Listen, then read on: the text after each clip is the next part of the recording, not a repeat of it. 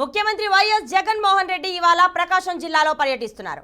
ఒంగోలు ఎన్యగ్రహారంలో ఇళ్ల స్థలాల పంపిణీ కార్యక్రమంలో సీఎం జగన్ పాల్గొంటారు. ఇప్పుడు ఆ లైవ్ చూద్దాం. దేవుడి దయ, ప్రజలందరి చల్లని దీవెనలతో ఈరోజు పేదలందరికీ కూడా మంచి చేసే మరో మంచి కార్యక్రమం ఇవాళ ఇక్కడ నుంచి జరుగుతూ ఉంది.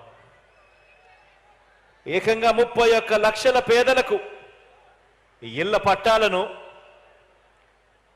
పొజిషన్ సర్టిఫికెట్ల రూపేణా అయితేనేమి, అన్డివైడెడ్ షేర్ ఫ్లాట్ల రూపేణా ఇచ్చే కార్యక్రమం అయితేనేమి, డి పట్టాల రూపేణా ఇచ్చే కార్యక్రమం అయితేనేమి, దేశ చరిత్రలో తొలిసారిగా ఈ రకంగా 31 లక్షల పేదలకు మంచి జరిగిస్తూ ఈరోజు ఆ పేదలకు, ఆ అక్క చెల్లెమ్మలకు ఇచ్చిన డి పట్టాలను సైతం రిజిస్ట్రేషన్ చేసి ఆ అక్క చెల్లెమ్మల చేతుల్లో పెడతా ఉండే మరో మంచి కార్యక్రమం ఈరోజు ఒంగోలు నుంచి ఇక్కడే జరుగుతూ ఉంది అని చెప్పడానికి సంతోషపడతా ఉన్నా.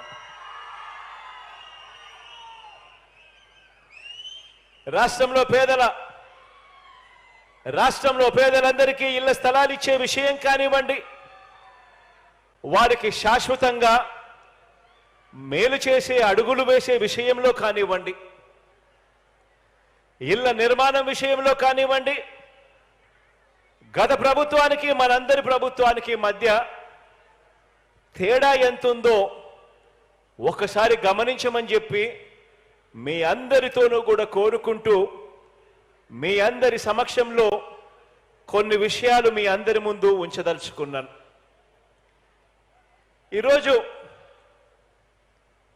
మనం చేసే ప్రతి పని, ఈ 58 నెలల కాలంలో వేసిన ప్రతి అడుగు పేదల జీవితాలు మారాలి, వారి బ్రతుకులు మారాలి, ఆ పేద పిల్లలు ఎదగాలి, ఎదిగి భవిష్యత్తులో పేదరికం నుంచి బయటకు వచ్చే పరిస్థితి రావాలి అని ప్రతి అడుగు పడింది.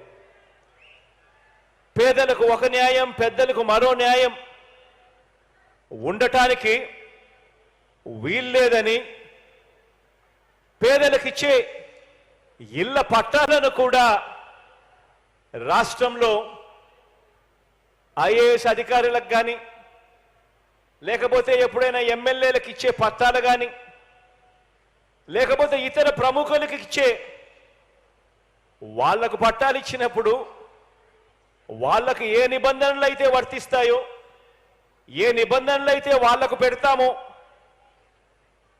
అవే, అటువంటి నిబంధనలే, అటువంటి రిజిస్ట్రేషన్ ఇచ్చి కన్వేయన్స్ డీడ్ ఇచ్చే కార్యక్రమమే మన పేదలందరికీ కూడా జరగాలి అని చెప్పి మొట్టమొదటిసారిగా రాష్ట్ర చరిత్రలో ఎప్పుడూ జరగని విధంగా ఏకంగా పేదలకిచ్చే ఇళ్ల పట్టాలను డి పట్టాలుగా కాకుండా ఏకంగా రిజిస్ట్రేషన్ చేసి ఇచ్చే కార్యక్రమం జరుగుతా ఉంది ఇవాళ ఇక్కడ నుంచి.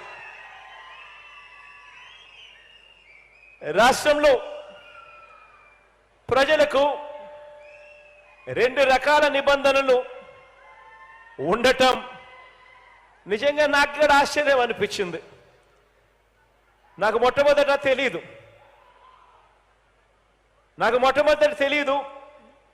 తెలుసుకున్నప్పుడు నాకే ఆశ్చర్యం అనిపించింది. ఏ రాష్ట్రానికైనా కూడా ఈ రకంగా 2 రకాల నిబంధనలు ఉండడం, పేదలకు ఒక రకమైన నిబంధనలు, పెద్దలకు ఇంకొక రకమైన నిబంధనలు ఉండడం ఏ రాష్ట్రానికైనా కూడా మంచిది కాదు.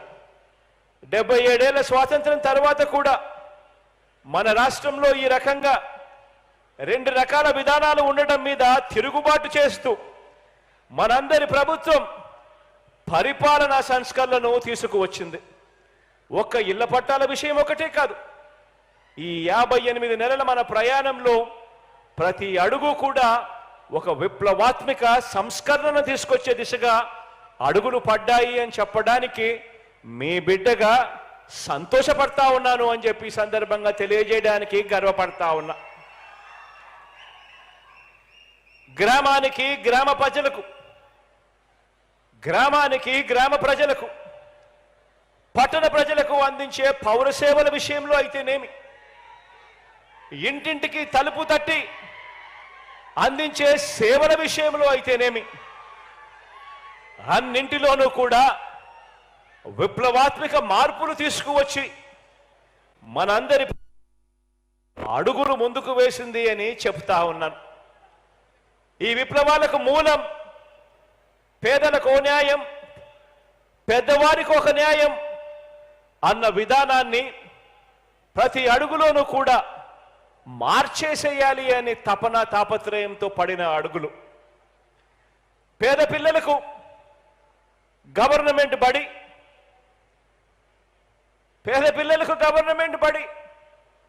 ఆ గవర్నమెంట్ బడిలో తెలుగు మీడియం మాత్రమే. అదే వారి పిల్లలకు ప్రైవేట్ బడులు, ఆ ప్రైవేట్ బడులలో ఇంగ్లీష్ మీడియం. కేవలం ఇద్దరి మధ్య తేడా డబ్బులు ఉండడం మాత్రమే.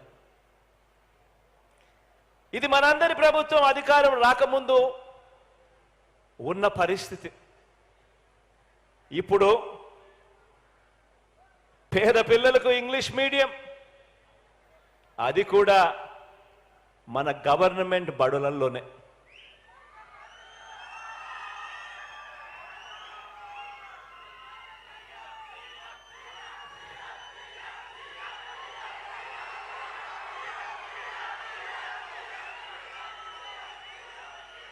కార్పొరేట్ బడులకు పోటీగా మన గవర్నమెంట్ బడులలో నాడు నేడు సమూల మార్పులు చోటు చేసుకుంటా ఉన్నాయి.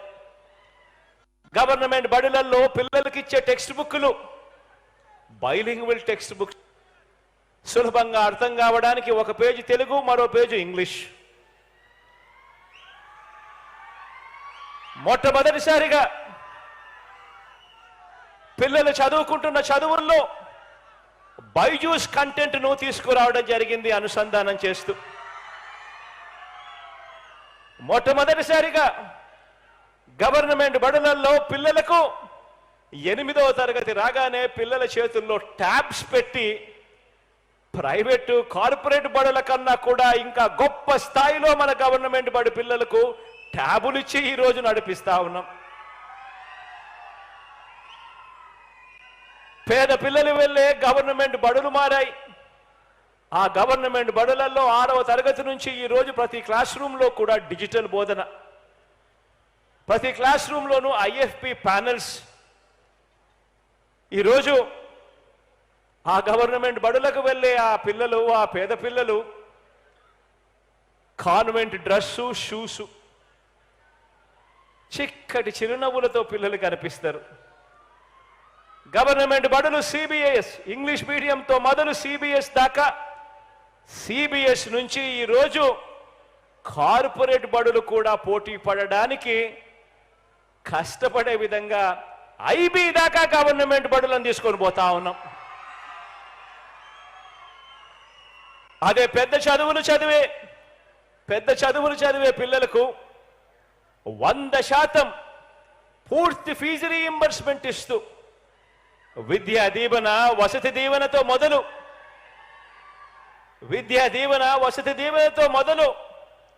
కేంబ్రిడ్జ్, ఆక్స్ఫర్డ్, ఎంఐటి, హార్వర్డ్ లాంటి విశ్వవిద్యాలయాలలో ఉచితంగా ఆన్లైన్లో కోర్సులు చదువుకునేందుకు కూడా మనందరి ప్రభుత్వమే మన కాలేజీ పిల్లలకు మనం ఏర్పాటు చేశాము అని కూడా ఈ సందర్భంగా చెప్పడానికి సంతోషపడతా ఉన్నా. ఆలోచన చేయమని అడుగుతా ఉన్నాను, బుర్రకు పదును పెట్టమని అడుగుతా ఉన్నాను. ఇది డబ్బు లేని వారి పిల్లలకు, డబ్బున్న వారి పిల్లలకి మధ్య చదువుల పరంగా అంతరాన్ని చెరిపి ఇది అని చెప్పి కూడా చెప్పడానికి గర్వపడతా ఉన్నా. ఇది ఆ పేద పిల్లల్ని ప్రపంచంలోకి చెయ్యి పట్టుకొని తీసుకు వెళ్ళటము అని అంటే ఇది అని చెప్పడానికి కూడా గర్వపడతా ఉన్నా.